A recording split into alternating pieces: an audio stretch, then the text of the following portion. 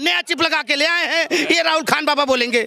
ठीक है, राहुल गांधी नहीं खान खान कब से हो गए? फिरोज खान का पोता है वो। अच्छा। फिरोज खान का पोता है तो फिर खान ही बोलेंगे ना। हाँ, कहाँ से बदला? हमें चाहिए डेवलपमेंट, हमें चाहिए दबंग, हमें चाहिए कॉस्ट कटिंग करने वाला प्रधानमंत्री, हमें चाहिए इस देश को अच्छा नेतृत्व प्रदान करने वाला एक सिस्टम। इनके कुतर्कों से देश नहीं चलेगा, ये देश तर्कों से चलेगा। ये देश चलेगा नोटबंदी से, ये चलेगा जीएसटी से, ये देश चलेगा सर्जिकल स्ट्राइक से।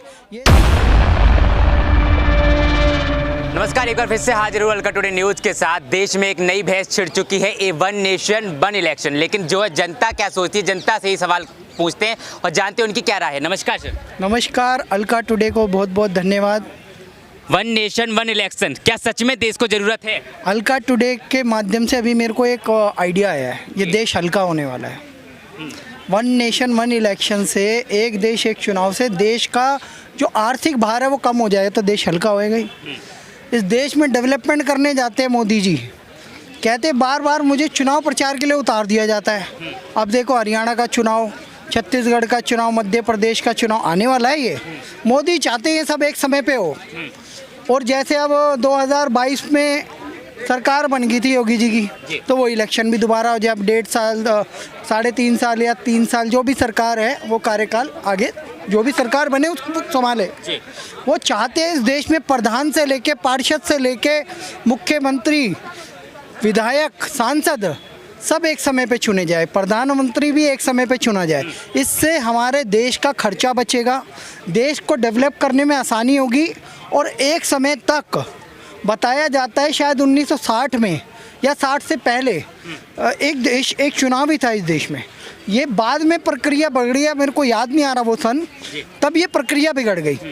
और मोदी जी अगर उस 67 तक चला था, लगातार जो है वहीं तक चला था। तो गोविंद सर, आप जानते हैं कि ये प्रक्रिया लागू करने में दिक्कत क्या है। भाई कांग्रेस तो देश पे 50 साल राज किया है, तो कांग्रेस को तो सुधार प्रक्रियाओं में साथ देना चाहिए मोदी जी का। मोदी जी अगर किसी डेवलपमेंट की बात करते हैं, मोदी जी कहते हैं एक समय पे चुनाव होना चाहिए, एक समय पे सब मुख्यमंत्री और प्रधानमंत्री तक का चुनाव हो जाना चाहिए, तो ये स्वागत योग्य बातें हैं। और इसमें इस देश के मैं कहता हूँ सभी विपक्षी दल इनको सहमत होना चाहिए और जल्द से जल्द अब विधेयक आना चाहिए वन नेशन वन इलेक्शन का। और रामनाथ कोविंद जी इसकी कमेटी की अध्यक्षता कर रहे हैं। मुझे बड़ा गर्व हो रहा है, एक पूर्व राष्ट्रपति और एक बहुत पढ़े लिखे सज्जन व्यक्ति, बहुत सौम्य व्यक्ति, कभी उनका कोई कॉन्ट्रोवर्शियल बयान भी नहीं आया, ऐसे व्यक्ति को अध्यक्षता दी गई है, तो इसका मतलब वो कुछ अच्छा समाधान निकालेंगे। लेकिन विपक्ष ने अपनी तान छोड़ दी है। विपक्ष कहता है कि देखिए वन नेशन वन इलेक्शन में घाटा है, क्योंकि ईवीएम कहाँ से जुटा पाएंगे इतनी सारी।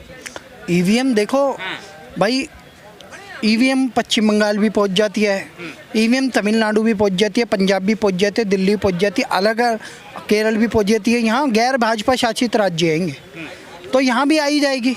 सपोज करो रामनाथ कोविंद जी ने कहा भैया 1 साल बाद है इलेक्शन, ठीक है, नेक्स्ट ईयर इलेक्शन है, तो क्या 1 साल में ईवीएम नहीं, हम चांद पे पहुँच गए, क्या 1 साल में ईवीएम नहीं बना पाएंगे? असेंबल करने में यही क्या दिक्कत है? वीवीपैट और ईवीएम बनाने में दिक्कत ही नहीं है कोई। तो ये तो क्या है, मूर्खतापूर्ण कुतर्क है। ये मूर्ख लोग कुतर्क देते रहते हैं, तो इनके कुतर्कों से देश नहीं चलेगा, ये देश तर्कों से चलेगा। ये देश चलेगा नोटबंदी से, ये चलेगा जीएसटी से, ये देश चलेगा सर्जिकल स्ट्राइक से, ये देश चलेगा 80 करोड़ लोगों को राशन देने से, 2-2 स्वदेशी वैक्सीन बनाने से। ये सब समाधान बता रहा हूँ देश के, जो मोदी जी ने कर दिए हैं, जो कांग्रेस की औकात नहीं थी करने की। नहीं तो 26/11 आतंकी हमला हुआ था 2008 में, एयरफोर्स कह रही थी हमें हमला करना है पाकिस्तान पे, लेकिन हिम्मत नहीं जुटा पाए मनमोहन सिंह। कहते थे देश के मुसलमान बुरा मान जाएंगे, हमें वोट नहीं देंगे। पाकिस्तान पे बम फेंकने का मतलब है मुसलमान नाराज हो जाएगा। इस तरीके की तुष्टिकरण वाली राजनीति करने वाले कांग्रेस से सर्टिफिकेट नहीं चाहिए देश को। हमें चाहिए डेवलपमेंट, हमें चाहिए दबंग, हमें चाहिए कॉस्ट कटिंग करने वाला प्रधानमंत्री, हमें चाहिए इस देश को अच्छा नेतृत्व प्रदान करने वाला एक सिस्टम। पर योगी जी कह रहे हैं कि देश की जो है डेवलपमेंट के लिए वन नेशन वन इलेक्शन होना चाहिए, क्योंकि जो है विकास में कहीं ना कहीं बाधा आ रही है, क्योंकि जो हर साल चुनाव होते हैं। लेकिन ऐसे में क्या लगता है कि चुनाव ही खत्म कर दिए जाएंगे आगे चल के?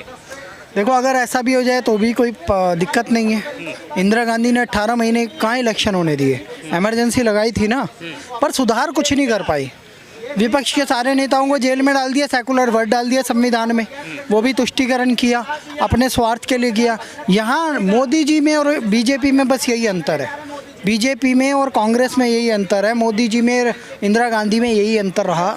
अगर मोदी जी या जो आगामी प्रधानमंत्री को ये लगाते हैं तानाशाही या इमरजेंसी, वो राष्ट्र हित में होगा, लेकिन इंदिरा गांधी ने राष्ट्र हित में नहीं, लोगों की आवाज़ों को दबाने के लिए, जेपी को दबाने के लिए, जॉर्ज फर्नांडिस को दबाने के लिए, नरेंद्र मोदी, एल.के. आडवाणी, अटल बिहारी वाजपेयी की आवाज़ को दबाने के लिए आपातकाल लगाया था। लेकिन अगर आपातकाल लगता है, इलेक्शन ख़त्म होता है, वन नेशन नो इलेक्शन भी होता है, तो कोई दिक्कत नहीं है। एक प्रधानमंत्री रहेगा तो डेवलपमेंट अच्छा हो जाएगा। भाई देश संभालें अच्छे से, और इस देश में विपक्ष का क्या होगा तब? देखो, विपक्ष तो अभी भी कोई भूमिका नहीं निभा रहा। वो तो चंद्रयान का भी बधाई नहीं देता किसी को, वो तो कोरोना वैक्सीन की भी बधाई नहीं देता। वो क्या मोदी जी के मरने की मांग करते हैं। वो कहते हैं मोदी तेरी कब्र खुदेगी, विपक्ष वाले तो मौत का सौदागर बोलते हैं कभी मोदी जी को, कभी मोदी जी को चाय बेचने वाला कहते हैं। देश के प्रधानमंत्री का अपमान। पहले कांग्रेस काल में 2400 साइंटिस्ट मरे थे, और अब मोदी काल में 12,000 करोड़ का खर्चा करके चंद्रयान 3 चांद पे पहुंच गया है, विक्रम लूनार, और उसके अलावा वहाँ का नाम शिव शक्ति रख दिया, आध्यात्मिकता से जोड़ दिया है। तो मोदी तो इस देश के लिए पूजनीय, अगर वो कुछ भी करेंगे वो स्वागत योग्य होगा। वन नेशन वन इलेक्शन होना चाहिए या नहीं? बिल्कुल होना चाहिए सर। आपने सुना होगा जब भी पहले कभी इलेक्शन होते थे तो हर आम आदमी यही कहता था, क्या यार रोज दूसरे दिन इलेक्शन आ जाता है, रोज इलेक्शन आ जाता है। तो अगर ऐसा होगा तो इससे बहुत सारी समस्याओं का हल हो सकता है। सबसे पहले तो हमारा यही हो गया कि रोज रोज के इलेक्शन नहीं, 5 साल के लिए जब एक बार हो गया तो पूरा 5 साल हमारे पास काम करने के लिए टाइम पड़ा हुआ है। ये नहीं कि आज अगर किसी एक राज्य में इलेक्शन हो गया, उसके बाद दूसरे राज्यों में जाना है तो उठाओ हेलीकॉप्टर जहाज, चलो जी दूसरे इलेक्शनों में प्रचार करने के लिए। इससे ये होगा कि जो विपक्ष होगा, विपक्ष जो आज ये हमारा 26 का गठबंधन बना के बैठे हुए हैं ये लोग, ये इसलिए इसका विपक्ष विरोध करेगा क्योंकि वो कहता है कि अगर हमने एक साथ इलेक्शन करा दिया तो हम जो अपने राज्य में इलेक्शन लड़ रहे हैं तो दूसरे राज्यों में जाके नहीं कर सकेंगे गठबंधन का प्रचार। और उसमें ये क्या करते थे कि जब विधानसभा का इलेक्शन होता था तो इसमें ये दूसरी पार्टियों को तो गालियां देते थे, लेकिन विधानसभा का इलेक्शन होने के बाद में जीते जाए या हार जाए, उसके बाद में वो उसी के साथ जाके लोकसभा इलेक्शनों में गठबंधन कर लेता था।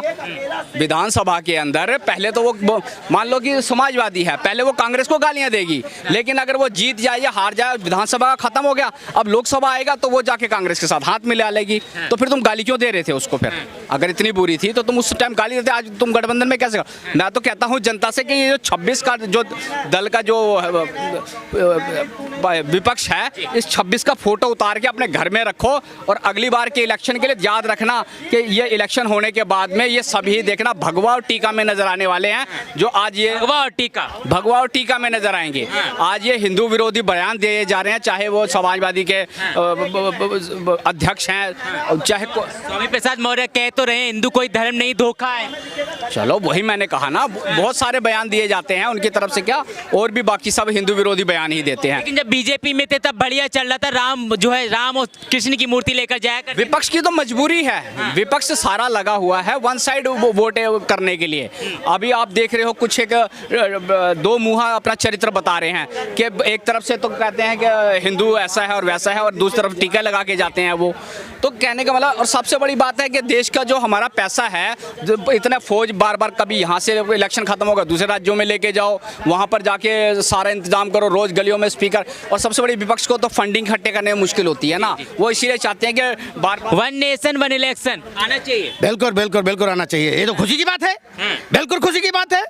आना चाहिए, सबको भी स्वीकार करना चाहिए। इतना बार बार करते हो, खर्चा होता है, ठीक है ना। इससे अच्छा है जो चीज लेके आ रहे हैं मोदी जी, इसका स्वागत करना चाहिए और बिल्कुल करना चाहिए। तो खर्चा तो अभी भी होगा, देखिए ईवीएम बहुत सारी जुटानी पड़ेंगी। ऐसा है, मेरी बात सुनो, ईवीएम की तो बात भी मत करो। ये विपक्षी तो जब मर्जी ये भी बोल देते हैं जितना मर्जी ईवीएम ले लो, पर उस पर यही बोलेंगे कि अब ईवीएम में ये कुछ नया चिप लगा के ले आए हैं, ये हाँ नया चिप लगा के ले आए हैं, ये राहुल खान बाबा बोलेंगे। ठीक है, राहुल गांधी नहीं खान कब से हो गए? फिरोज खान का पोता है वो। अच्छा। फिरोज खान का पोता है तो फिर खान ही बोलेंगे ना। हाँ कहाँ से बल्ला लगा दिया, हम नहीं बोल रहे हैं, बहुत से लोगों ने बोला है इसलिए हम आज बोल दिए हैं। ठीक है ना, बहुत से लोगों ने बोला है। खान बाबा आपको समझना चाहिए कि जो चीज ये आ रही है इसको आपको भी स्वागत करना चाहिए। पर नेहरू जी भी तो लाए थे, देखिए 20 साल लगातार चला था वन नेशन वन इलेक्शन, देखो जब जो है देश को आजादी मिली थी। तभी अभी देखो अब आजाद हो चुका है।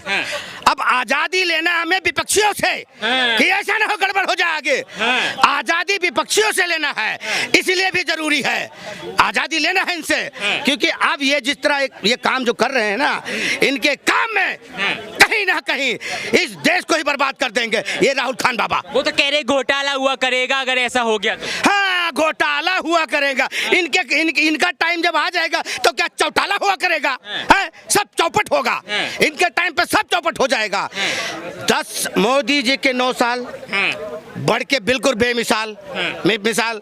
हम कहते हैं, अभी मैंने एक बात भी बोला था कि ये लोग 35 के 35 लोग आ जाए सामने शेर के, एक अकेला मोदी इन पे भारी है, जवाब देना इनके लिए मुश्किल। इंडिया है, हम इंडिया, अरे इंडिया है, dot dot dot dot dot है वो।